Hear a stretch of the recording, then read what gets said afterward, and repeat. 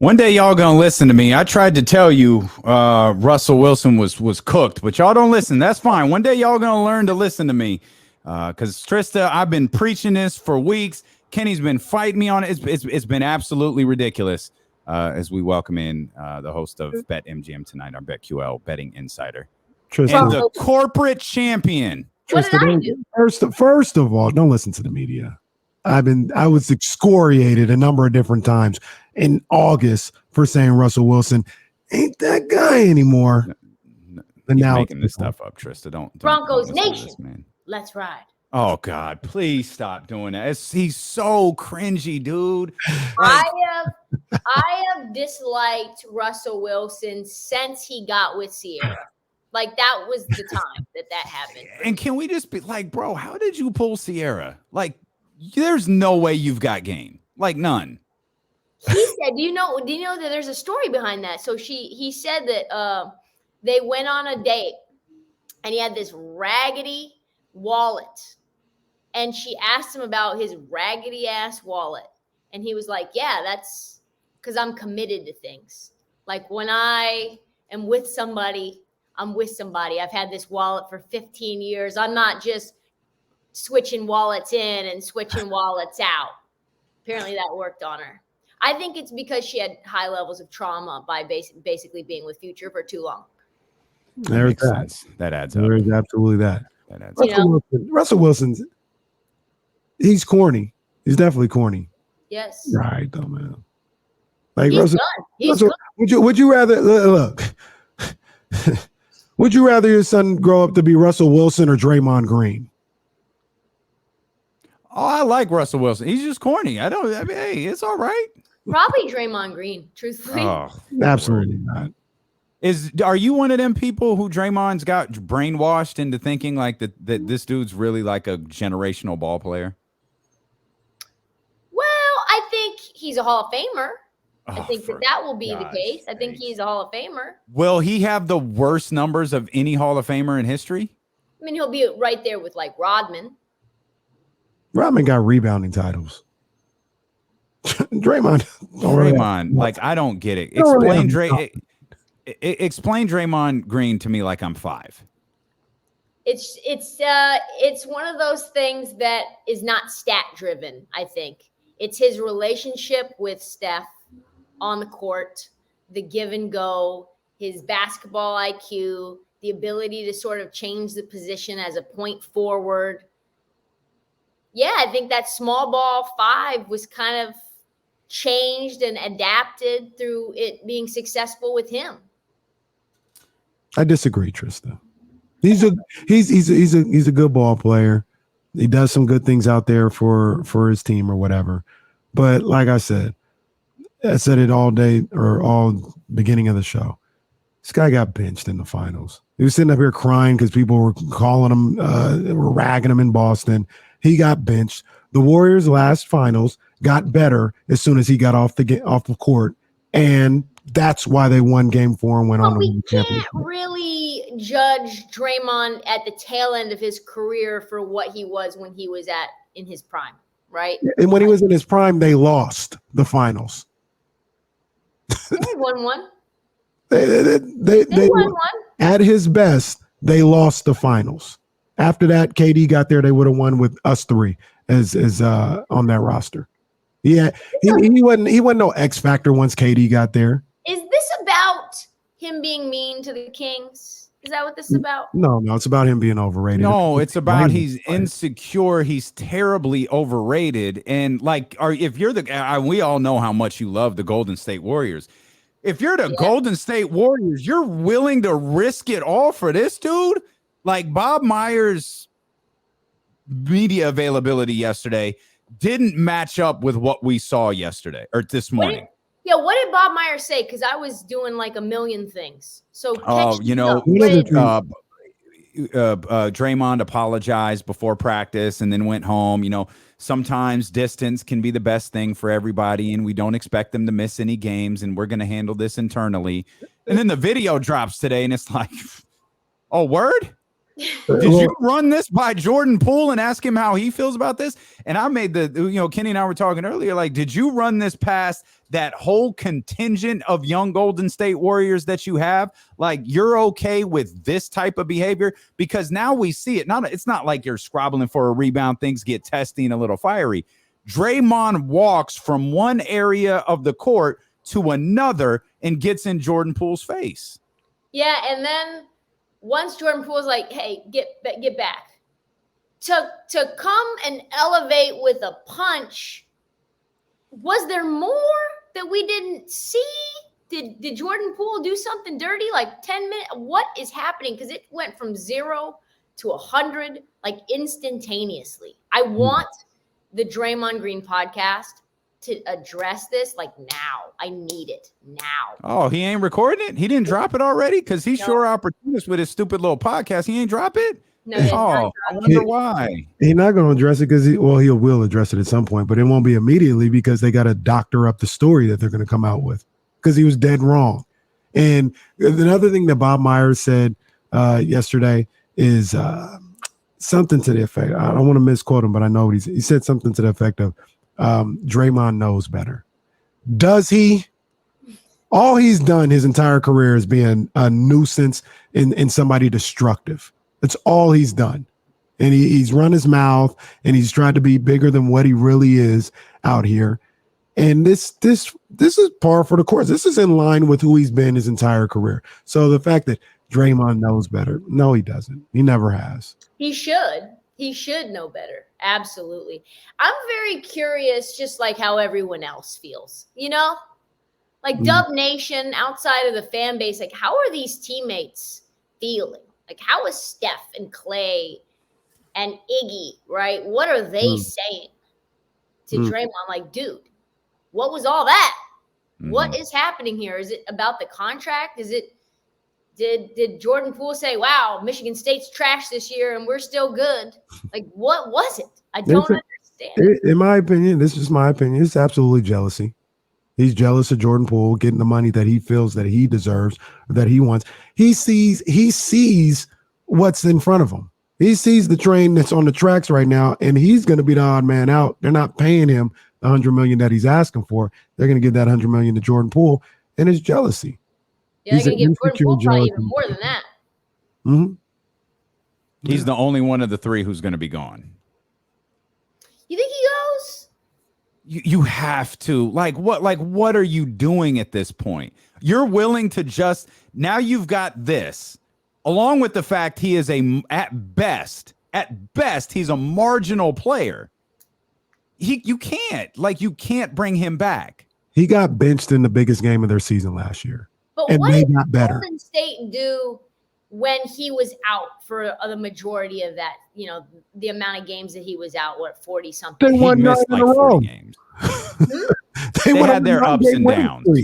Yeah, they had their ups and downs. They had some ups and downs. It looked bad at times. Last year, when he went out, now he missed a gang of games because that's what he does. But last year, as soon as he went out, they won 9 in a row.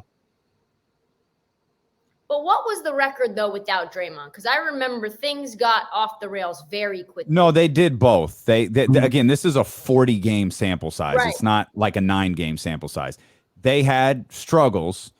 They had a win streak.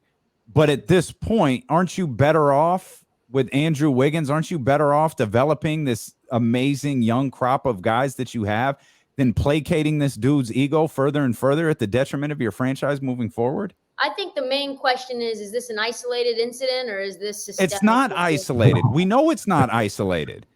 You don't think it's isolated inside of this team? Not Absolutely outside not. of the team? Who? Who was the dude who said, y'all don't even know what we went through this year? I was about to say David West. Yep. That. Yeah.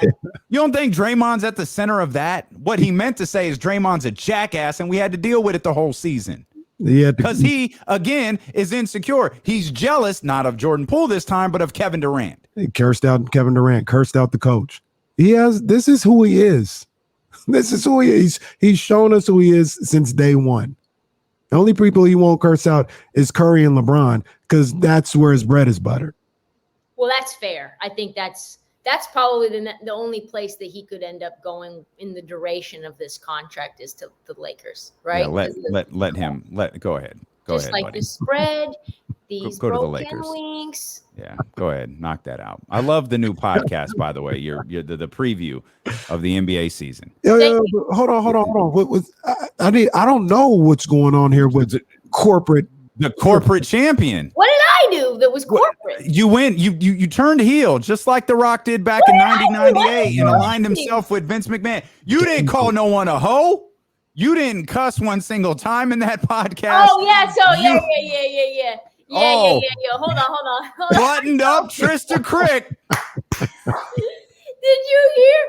Okay, so did you hear the like the Jerry West interview? I'll like tee up the interview, like, hey, I asked him this, and I had to like tee myself up, like, hey, this is where Locked On. So this is what's going on. The Locked On Network is doing some panel, right? They've got all these questions, and they're all doing it together. And I guess it's like Odyssey. It's an Odyssey thing. Mm-hmm. All of them, all 30 insiders or whatever they are, they've got a panel, and then every question before they answer, they're just like, oh yeah, we're gonna just drop Trysta in before the panel. And I was like, oh well, that's kind of gonna be a little different, right? If it's so the guy who was setting it up, who's a Locked On Saints guy, he was like, all right, we'll do it on Zoom and I'll just like tee you up. But in my head, I knew this was going to be playing in front of this 30-person Zoom. It couldn't have been like, well, he's a hoe, he's a beau. I could feel the tone of my voice was like, so different. It was like, I didn't know whether I should reshoot it for the pod, but I didn't have much time. The podcast. It's not going to be like that for the rest. The podcast, the singular episode, the podcast is very, very good. In context, because I think you explain it. Know your audience is very funny, especially for those who know you on this show. Going to listen to that podcast, it was very funny. And I knew it as I recorded the tee ups. Like, oh yeah, like who's the biggest because this is gonna come out in 2 parts, so you're gonna get 2 of these little corporate versions. The one about the contenders, I think, drops Monday, especially since we got on this long meeting with Danny, who you guys know. Shout out to our guy, yeah. Yeah, Danny, he's like, it would be really great if something drops, if you do a bonus episode to smooth it out. More work. So I was like, more work. Yeah, I'll do some bonus stuff. Yeah, Danny trying to get you to do more work. That sounds right. Repurposing content. I was like, well, I'm already doing this for the lockdown. I'll just try to repurpose it. It'll be exactly like me normally. It won't be any different. And then I got this guy there on Zoom, and I'm like, I just can't do it. I just can't do it. It's so hard. You need me on Zoom feeding up the questions. Yeah, then I think you can do it. Like, no, it's Damien. It's gonna be Damien. And then it's like all these Locked On insiders gonna be like, who is she? What is she doing here? Who asked her? Oh, it's so good. It's so good. You want to hit your picks, Cash Caraway's picks with Trysta before we go? There you go. I get money. Trysta, I'm going this weekend. I'm 10-6. Yeah, 10-6 on the season right now. I'm cooking. I'm going Kansas plus 6.5 in the biggest game they've had in a decade. I'm going Notre Dame minus 3.5 over BYU at home. And I'm going Oregon State minus 7 at Stanford. Woo! I am backing TCU in this one, minus 6.5 against Kansas. I think Kansas's road of hype and excitement comes to an end. I think TCU's legit. Like they're a really pretty good team. Like very, very good. In terms of picks that I have, I've got Duke minus 3 versus Georgia Tech. Wow. Georgia Tech's not very good. Like they had the dead cat bounce. They fired their AD. They fired their head coach, and they beat Pitt. That doesn't mean they're any good. And Duke can score, boy. They can light it up. So I've got Duke minus 3. I also have K-State minus 2 versus Iowa State. I know Iowa State had a nice little game last week where they almost won outright against your team, Kansas. they're not very good either. I think they put up like 11 points. I think K-State's pretty good. They beat the doors off of Oklahoma. And I think their quarterback is also like pretty fun, can move the ball, stretch the ball down the field. And I also have, let me see what else I have on this little thing. Oh, under 50 tonight, Nebraska versus Rutgers. Oh yeah, that game's gonna stink. Come on. What's that? No scoring. It's gonna look like Thursday night football. Come on. So I've got that, and then under Virginia, 50.5 as well. Those are my favorites. I see it. College. The expert, Trysta Krick. My parlay cash last night, I had Alec Pierce. I almost said Damian Pierce. Alec Pierce over 30 yards receiving. Colts plus 3.5, which was an absolute sweat. And under 45.5, so plus 450. That game was an embarrassment to professional sports. I think they both should have lost. We all lost. That's who lost. We did. Anyone who kept that game on lost. I wouldn't have gave him a tie. I would have just gave them both a loss. Yeah, both losses. Yeah. Nathaniel Hackett is terrible. Oh, yes. It's like you look at him and you're like, man, I don't think he knows what he's doing. I don't think he does. And that's such a terrible thing to say. The man is an NFL coach.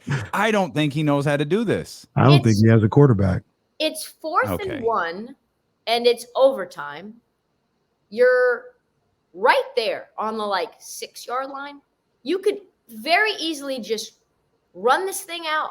Why would you throw the ball there? They weren't going to run for a first down. There's no way they were going to get a first down on the run against that Colts front. It wasn't happening. Everybody said Monday Night Football to start.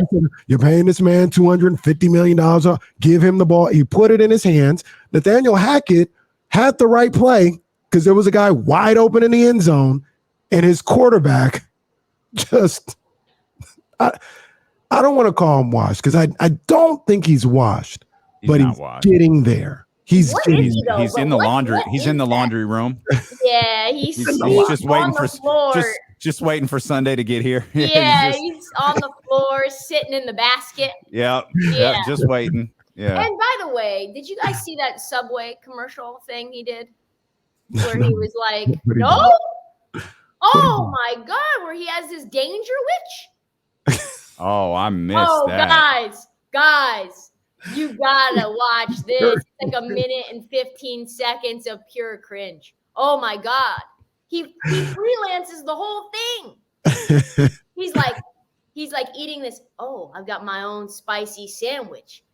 But be careful, it's spicy. It's like so bad. You guys should play some of it on the show. I'm watching it right now. It's so bad. Like somebody said it was like he taped someone's mouth shut and tied him to a chair and was threatening him with his sandwich. Why is he like this? We are going to play this in its entirety. I promise you. We absolutely are. So cringe. Everything he does. Is he trying to be something else and that's why he's like this? Or is this his authentic self?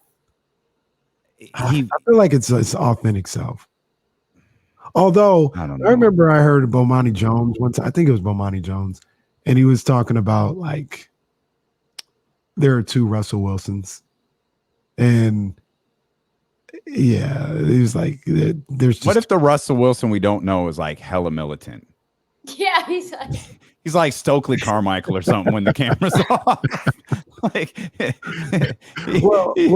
I'll put it to you like this: this was college, I guess, that was being referenced to, but he was more future than Russell Wilson. Wow. I don't know. Draft day says something. Draft day says otherwise. And when he's well, no, if you did future, Russell was acting more like that. Wow. Not the type of girls that he was dealing with, but the way he handled the sheer volume. The sheer volume of girls.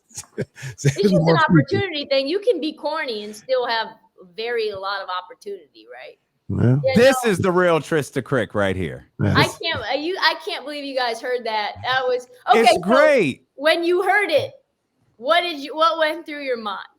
I was like, why does she say? And then, but you said something about the audience and the locked on stuff. So I was like, oh, okay, she's cleaning it up a little bit. And it's like, all right, your delivery, your tone, So it's all very different. But it's great. Like, it's fantastic. It's Her just, I corporate know thing, you pretty well, and it's funny. it is. No, it was funny to me too, and I was like, Everyone has to go hear it. It's listen to this and then go listen to that. the It's phenomenal. information's like the same, but Yeah. not the same. You Very know? delivered, very different. It's like, how do I? Because I knew in my brain that like all of these people cover this team very specifically. Mhm. So if I say something out of pocket and 50,000 feet up and too disrespectful, I don't know what's gonna happen. So they might not invite me back. I'm trying to get, you know what I'm trying to do? I'm trying to farm their audience. Give me a That's- little locked on this, a little that's it. locked on that. There you For go. the- There you go. For the R-rated shit, come here. Ooh, I got dump. We're not on the, Sorry. we're not on the podcast. All right, dude. That's the cue. We've got to go. That's Trysta Krick. We appreciate you so much. Thank you.